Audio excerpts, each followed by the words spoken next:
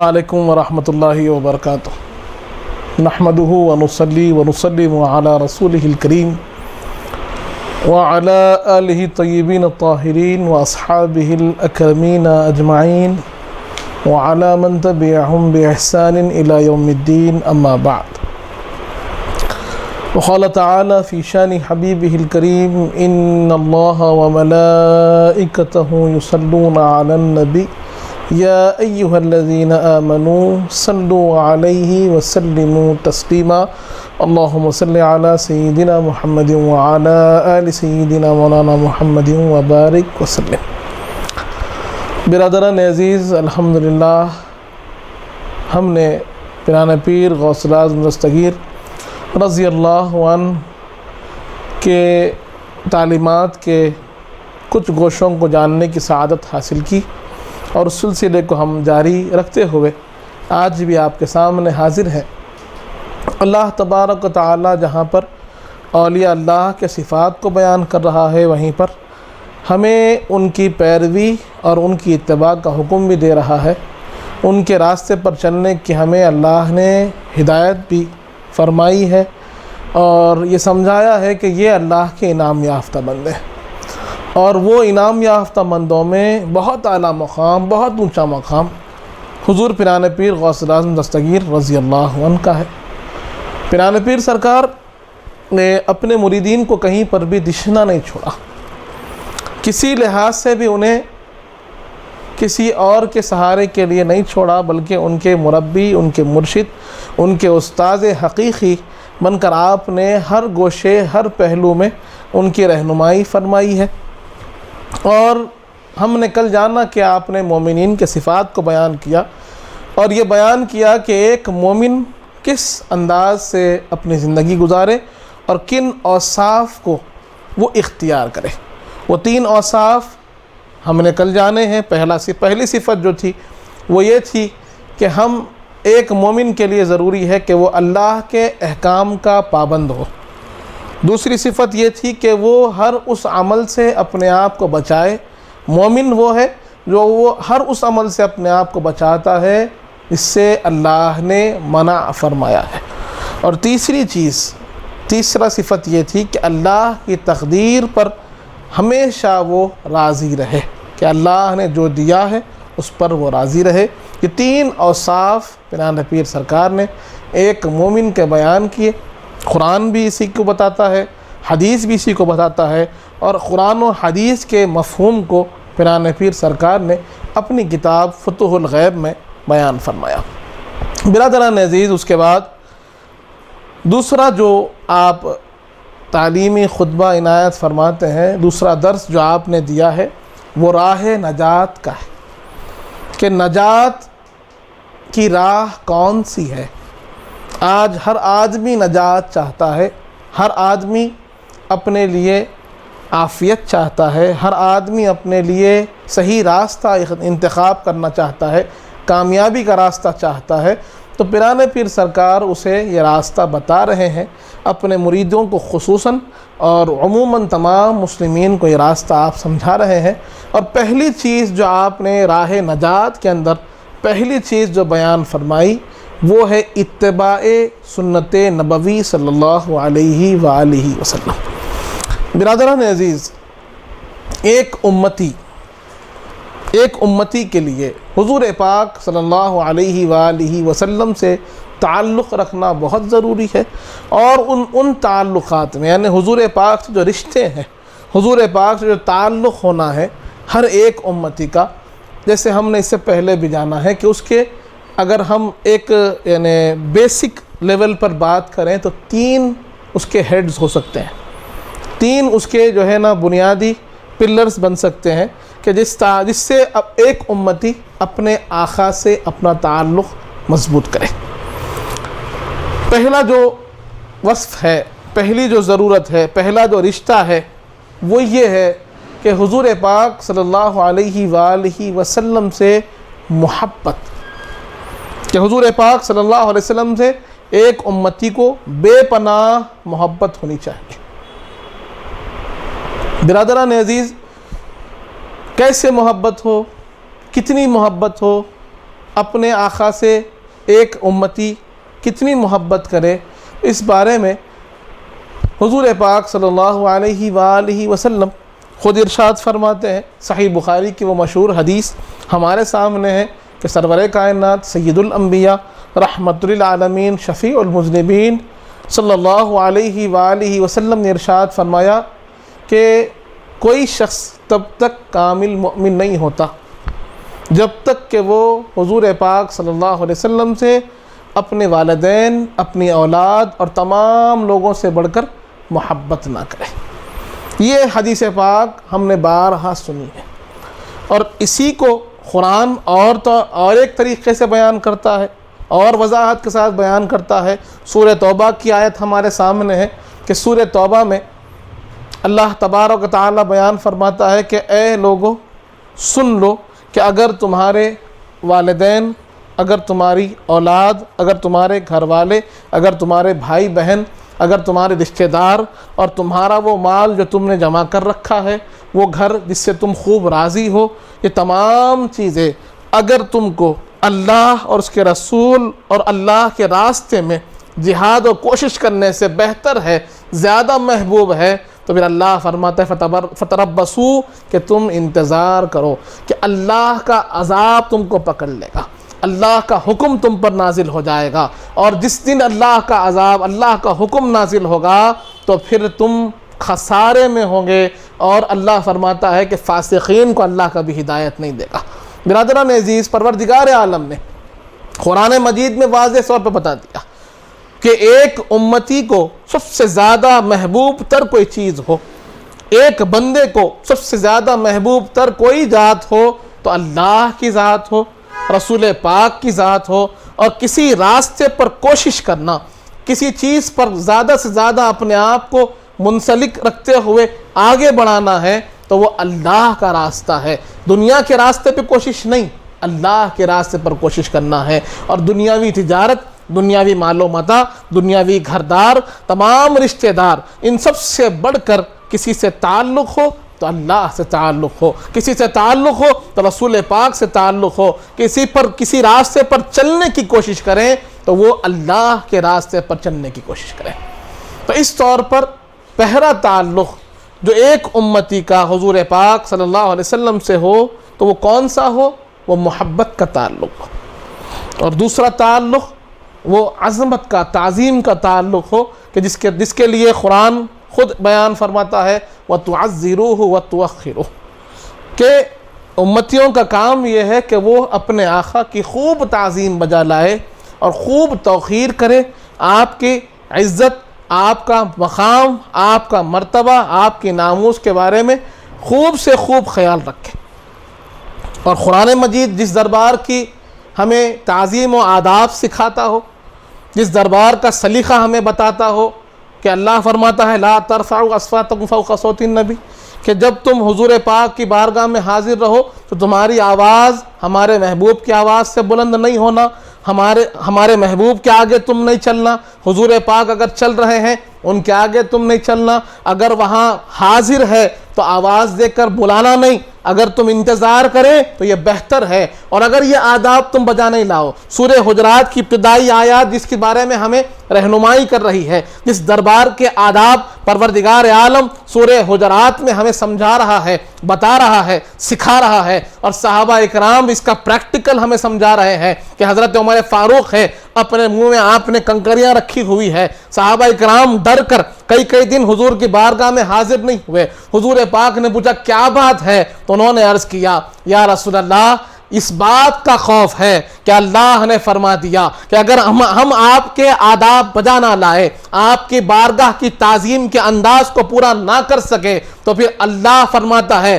ان تحبط اعمالکم وانتم لا تشعرون کہ تمہارے سارے کے سارے اعمال حبط ہو جائیں گے، سارے کے سارے اعمال رائیگاں اور بیکار ہو جائیں گے، اور تم کو معلوم تک نہ ہوگا، تم کو شعور تک نہ ہوگا کہ جس دربار کے آداب پروردگار عالم سکھا رہا ہے، جن کی تعظیم کا حکم اللہ دے رہا ہے، تو ایک امتی کا تعلق کیسے ہو، اپنے حبیب کی تعظیم، اپنے آقا کی تعظیم، اپنے سرکار کی تعظیم کیسے کریں، رب ذوالجلال سکھا رہا ہے۔ تو پہلا تعلق محبت کا ہے، دوسرا تعلق حضور کے ادب اور تعظیم کا ہے، اور تیسرا تعلق ہے حضور پاک کی اتباع کا۔ بارہا اللہ نے قرآن مجید میں بیان فرمایا، فاتبعونی، اے حبیبہ فرما دیجئے، قل ان کنتم تحبون اللہ فاتبعونی یحببکم اللہ، اے حبیب آپ ان سے کہہ دیجئے کہ یہ اللہ کی محبت کے دعوے دار ہیں، یہ کہتے ہیں کہ یہ اللہ کو چاہتے ہیں، اللہ کو چاہتے ہیں، اللہ کو چاہتے ہیں، تو آپ ان سے کہہ دیجئے کہ جب تک یہ آپ کی اتباع نہیں کریں گے، آپ کی پیروی نہیں کریں گے، آپ کے پیچھے نہیں چلیں گے، آپ کے دامن سے وابستہ نہیں ہوں گے، آپ کی سنتوں کو زندہ کرنے والے نہیں بنیں گے، تب تک ان کی جو دعویٰ ہے اللہ کی محبت کا یہ پورا نہیں ہوگا۔ یعنی اللہ نے حکم دیا ہے حضور پاک کی اتباع کا، حضور پاک کی اطاعت کا، اور اللہ تبارک و تعالیٰ نے قرآن مجید میں واضح طور پر فرما دیا، وَمَن يُطِعِ الرَّسُولَ فَقَدْ أَطَاعَ اللَّهَ، کہ جس نے رسول پاک صلی اللہ علیہ وآلہ وسلم کی اطاعت کی، در حقیقت اس نے اللہ کی اطاعت کی۔ تو یعنی دونوں اطاعتوں کو اللہ نے ایک کر دیا اور بتا دیا کہ ہمارے حبیب کی اطاعت کرنا، حضور پاک کی اطاعت کرنا، حضور پاک کے احکام کو بجا لانا، آپ کے بتائے طریقے پر چلنا، یہ در حقیقت پروردگار کی اطاعت کرنا ہے۔ برادران عزیز، پیرانے پیر سرکار سمجھاتے ہیں کہ اگر تمہیں راہ نجات پر چلنا ہے، اگر تمہیں کامیابی چاہیے، اگر تمہیں کامرانی چاہیے، اگر تم ہر جگہ کامیاب ہونا چاہتے ہو، ترقی پانا چاہتے ہو، عروج در عروج چاہتے ہو، بلندی مقام و مرتبہ چاہتے ہو، تو پیرانے پیر فرماتے ہیں اس کا ایک ہی طریقہ ہے کہ تمہیں حضور پاک کے دامن سے وابستہ ہو کر اس بارگاہ میں جھکنا ہوگا، وہاں کے متبع، وہاں کے مقتدی، وہاں کے پیروکار بننا ہوگا۔ جب وہاں کے تم پیروکار بن جاؤ گے، اس امام کے تم مقتدی بن جاؤ گے، اس امام کے تم متبع بن جاؤ گے، اطاعت گزار فرما بردار امتی بن جاؤ گے، تو پیرانے پیر فرماتے ہیں پھر تم نجات پا جاؤ گے، پھر تمہیں نجات حاصل ہوگی۔ اگر تم اس راستے کو چھوڑو تو راستہ حضور پاک نے بتایا ہے، اس طریقے کو چھوڑو تو حضور پاک نے سمجھایا ہے، حضور پاک کی سنتوں کو چھوڑتے ہوئے، حضور پاک کے طریقے کو چھوڑتے ہوئے، حضور پاک کے احکام کو چھوڑتے ہوئے، اگر کوئی امتی یہ سمجھتا ہے کہ اسے کامیابی مل جائے گی، اسے ترقی مل جائے گی، اسے عروج مل جائے گا، تو پیرانے پیر سرکار سمجھاتے ہیں کہ اسے نجات نہیں مل سکتی، اسے ترقی حاصل نہیں ہو سکتی جب تک کہ وہ حضور پاک کے طریقے کی اتباع نہ کرے۔ تو نجات کے طریقوں میں، نجات کے حصول میں جو ذرائع ہیں، اسباب ہیں نجات کے، اس میں پہلا سبب، پہلا ذریعہ، پہلا وسیلہ یہی ہے کہ ہم حضور پاک صلی اللہ علیہ وسلم کے کامل متبع، کامل حضور پاک کے پیروکار بن جائیں۔ اسی لیے تو پروردگار عالم نے واضح طور پر بتا دیا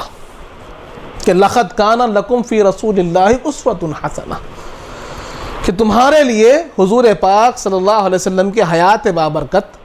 بہترین نمونہ ہے، بہترین مثال ہے، بہترین نظیر ہے، کہ اگر تم زندگی جینے کا سلیقہ سیکھنا چاہتے ہو، اللہ کے قریب ہونے کا طریقہ جاننا چاہتے ہو، زندگی کے ہر معاملے میں جہاں تم پریشان ہو، پس و پیش میں ہو، تردد میں ہو، تذبذب میں ہو، اگر تمہیں یہ خیال ہو کہ میں کہاں جاؤں، کس راستے پر چلوں، کون سا راستہ صحیح راستہ ہے، کون سا راستہ نجات کا راستہ ہے، کس کو اپنا آئیڈل بنا کر، کس کو اپنا رہنما بنا کر چلوں، تو پھر اللہ فرماتا ہے ارے ہمارے حبیب کو دیکھو، ہمارے حبیب کی زندگی بابرکت کو دیکھو، حضور پاک کی سیرت طیبہ کو دیکھو، تمہیں معلوم ہوگا کہ کیسے زندگی جی جاتی ہے، معاشرت کیسی ہوتی ہے، زندگی کے اندر رشتے کیسے نبھائے جاتے ہیں، اپنے ماتحتوں کے ساتھ کیسے عمل ہوتا ہے، اپنے بڑوں کے ساتھ کیسا سلوک ہوتا ہے، بھائی چارگی کسے کہتے ہیں، اخلاق کسے کہتے ہیں، انداز زندگی کسے کہتے ہیں۔ اگر تم دیکھنا چاہتے ہو، ایک کامل مومن کو جاننا چاہتے ہو، ایک کامل انسان کو سمجھنا چاہتے ہو، ایک کامل زندگی کو پانا چاہتے ہو، تو ہمارے حبیب کی زندگی کو دیکھو،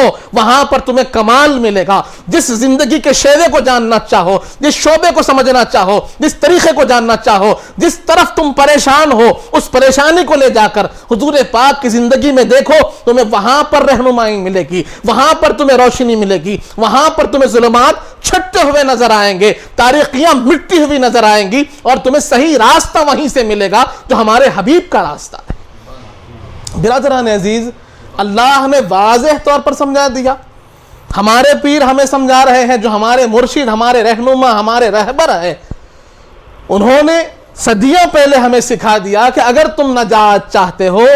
تو سرور کائنات کی کامل اتباع کرو، چاہے تم عبادت کرو، چاہے تم ریاضت کرو، چاہے وہ تمہاری نماز ہو، تمہارا روزہ ہو، تمہاری زکوٰۃ ہو، تمہارا حج ہو، تمہارا عمرہ ہو، تمہارے صدقات و خیرات ہو، تمہارے اذکار و وظائف ہو، جو کچھ تم کر رہے ہو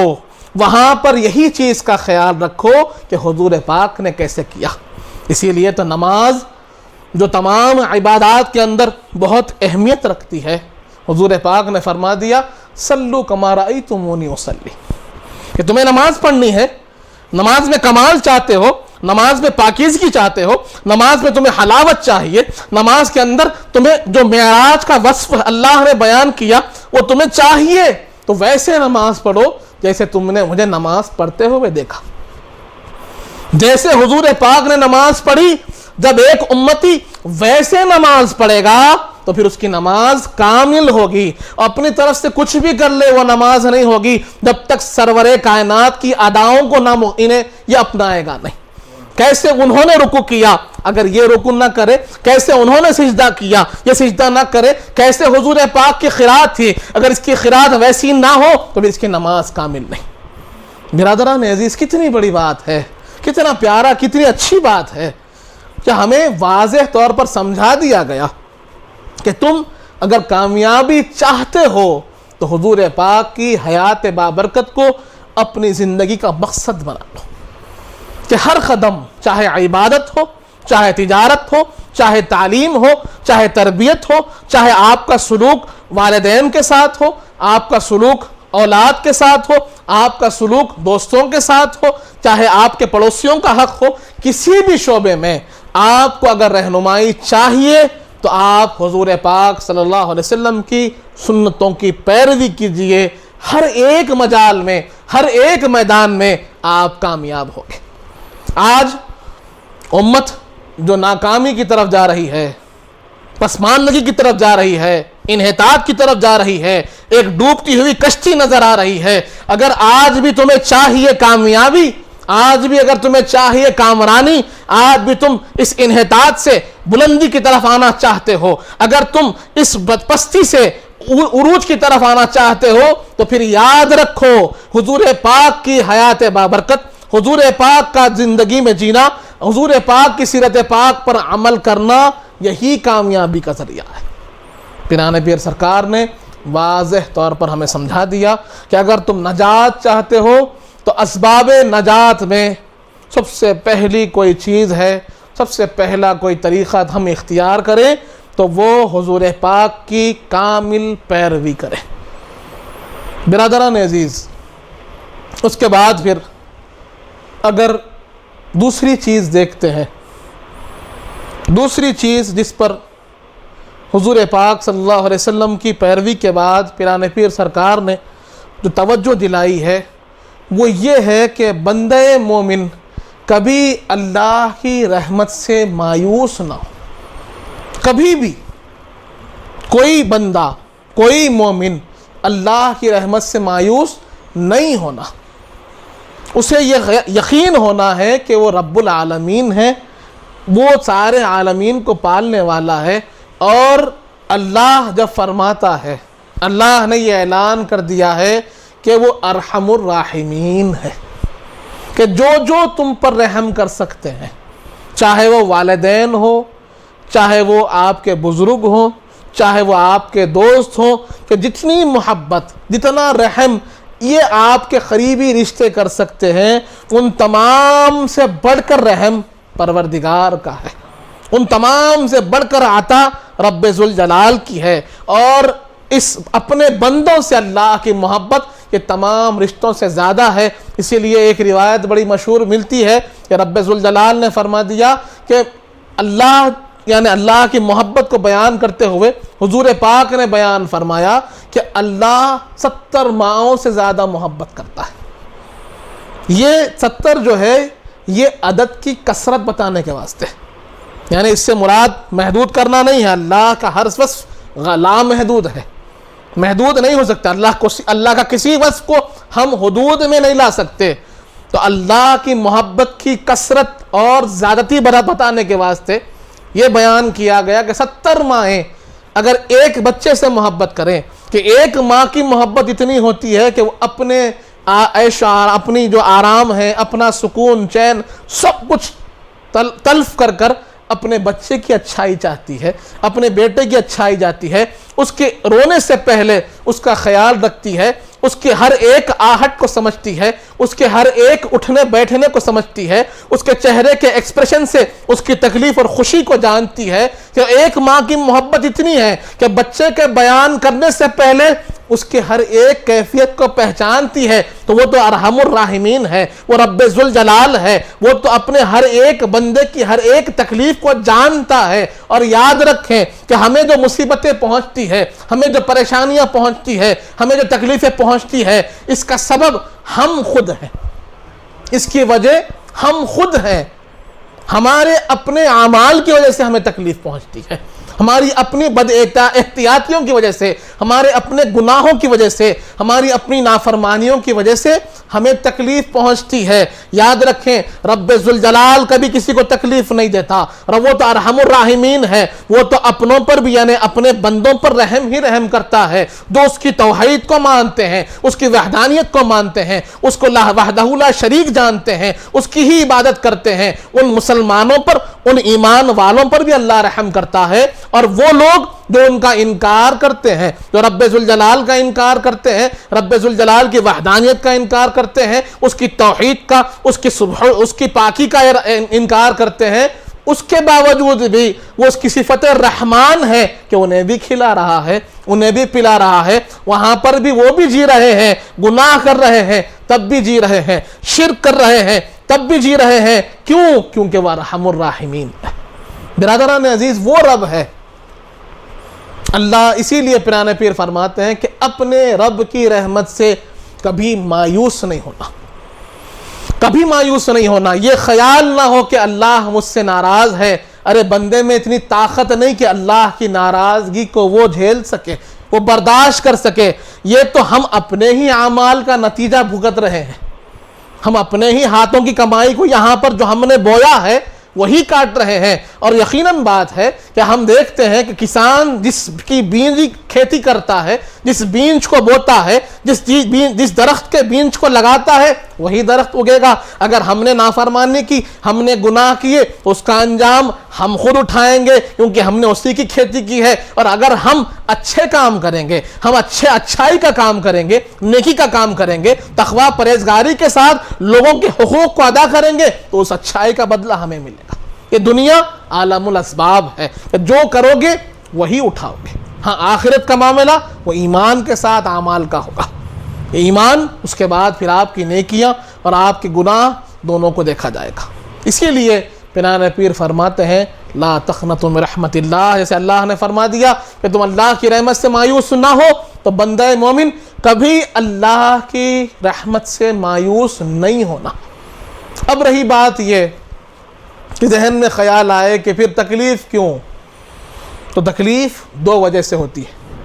پہلی چیز جو میں نے بتا دی، پہلی چیز جو میں نے آپ کے سامنے پیش کی وہ یہ کہ اپنے اعمال کی وجہ سے، اپنے اعمال کی خرابیوں کی وجہ سے، اپنے اعمال کے اندر جو گناہوں کی ملاوٹ ہو چکی ہے اس وجہ سے ہم تکلیف اٹھاتے ہیں۔ دوسرا سبب یہ ہے کہ درجات کی بلندی کے لیے،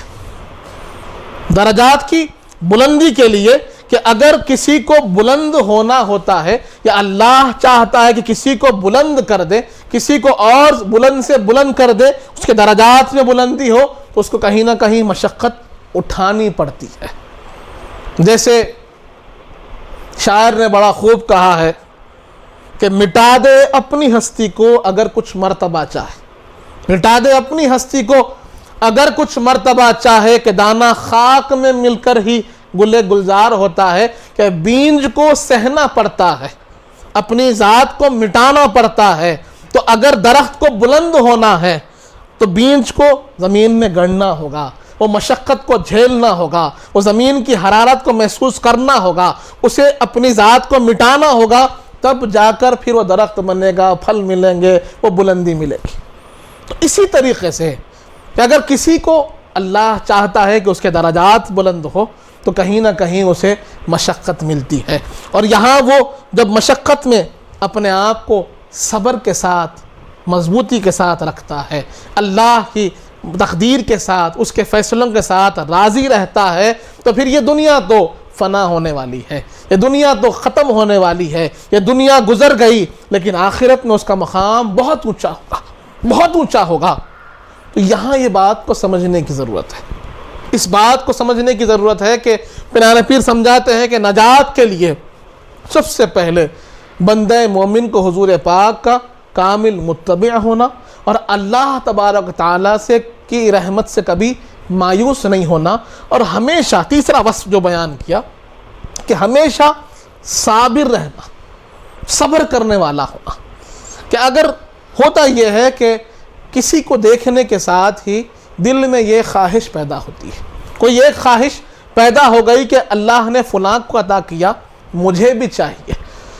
اب وہ خواہش جب تک مکمل نہ ہو آدمی بے چین رہتا ہے، اور اگر مکمل نہ ہو تو پھر شکوہ شکایت کی طرف وہ چلا جاتا ہے۔ تو وہاں پر اسے یہ بات کا خیال رکھنا ہوگا کہ اگر کوئی نعمت نہیں مل رہی ہے، اگر کوئی کانٹا بھی اگر چبھ رہا ہے، اور اگر بندہ وہاں پر صبر کرتا ہے، حدیث پاک میں آتا ہے کہ اللہ اس کو جنت میں اعلیٰ مقام دے گا، وہاں آخرت میں اس کانٹے کے چبھنے پر صبر کرنے کو اللہ اس کے درجات کو بلند کرے گا۔ تو یہاں اس بات کو سمجھنا ہے کہ جب کبھی ہم کوئی عمل کریں یا اللہ کے ساتھ بندے کا جو تعلق ہو تو اللہ کی نعمتوں پر شکر گزار ہو، اور اگر جو نعمتیں چاہتا ہے اور نہیں مل رہی ہے تو وہاں پر صبر کرے، وہاں پر صبر کرے، کہ اس کے اندر وہ صبر کا مادہ ہو، کہ اللہ کی رضا پر راضی رہتا ہوا تکلیف کو برداشت کر رہا ہے، صبر کر رہا ہے، اور یہ بات جان رہا ہے، اس بات کا یقین رکھ رہا ہے کہ اگر اس نے خطا نہیں کی، اس نے غلطی نہیں کی، اگر تکلیف پہنچی اور غلطی کا احساس ہوا فوراً توبہ کریں، اور اگر غلطی نہیں کی تب بھی یہ سمجھتا ہے کہ یہ مشقت پہنچی ہے، اس بات کا بھی یقین رکھ لے کہ رب ذوالجلال اس مشقت پر صبر کرنے پر اس کے درجات میں خوب بلندی عطا فرمائے گا، بلند سے بلند اس کو کرا جائے گا، اور وہاں حشر میں اس کا مقام بہت اونچا ہوگا۔ برادران عزیز، اسی لیے پیرانے پیر سمجھاتے ہیں کہ تیسرا وصف کا یہ ہے کہ وہ بندہ صابر ہو۔ اسی لیے صبر کرنے والوں کی اللہ نے کتنی بڑی جو اہمیت کی بات کی ہے، یا کتنا بڑا مقام دیا کہ ان اللہ مع الصابرین، اللہ نے فرمایا کہ صبر کرنے والوں کے ساتھ اللہ ہوتا ہے۔ اس سے بڑھ کر کیا اس کی فضیلت ہو، کیا اس کا مقام ہو۔ اور چوتھا وصف جو بیان کیا گیا،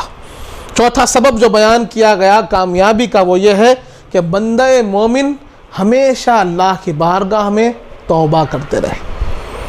کہ گناہ ہو، خطا ہو تو مایوس نہ ہو جیسے پہلے کہا گیا، بلکہ فوراً توبہ کریں، اور اس بات کا یقین رکھیں کہ اللہ کی رحمت اتنی وسیع ہے، اتنی وسیع ہے کہ اگر کوئی بندہ کوئی بھی گناہ ہو جائے، کوئی بھی گناہ اسے سردد ہو جائے، وہ سچے دل سے اگر اللہ کی بارگاہ میں توبہ کرتا ہے تو یقین اللہ اس کے تمام گناہوں کو میٹتا ہے، اور اللہ اس کو جنت میں اعلیٰ مقام عطا فرمائے گا۔ تو بندہ کیا ہو؟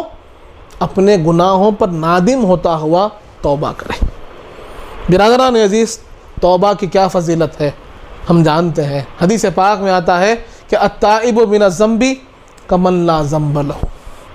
کہ جو اپنے گناہوں سے سچی توبہ کرتا ہے گویا کہ اس سے گناہ ہوا ہی نہیں، اللہ اس گناہوں کو میٹ دے گا، تمام گناہوں کو میٹ دے گا۔ اس سے بڑھ کر کیا ہو؟ تو یہ چیزوں کو سوچنے کی ضرورت ہے۔ انشاءاللہ یہ جو نجات کے اسباب ہیں، جو راہ نجات ہے اس کو ہم انشاءاللہ کل بھی جانیں گے، اور یہیں سے ہم مکمل کریں گے کہ توبہ کی حقیقت کیا ہے، توبہ کسے کہتے ہیں، توبہ کے لیے کن چیزوں کی ضرورت ہوتی ہے، کہ ایک توبۃ النصوح کب بنتی ہے، اس کو انشاءاللہ کل جانیں گے، اور باقی کے جو اسباب پیرانے پیر سرکار نے نجات و کامیابی کے بیان کیے اس کو بھی سمجھیں گے۔ انہی چند کلمات کے ساتھ آپ سے رخصت ہوتا ہوں، وما علینا الا البلاغ المبین۔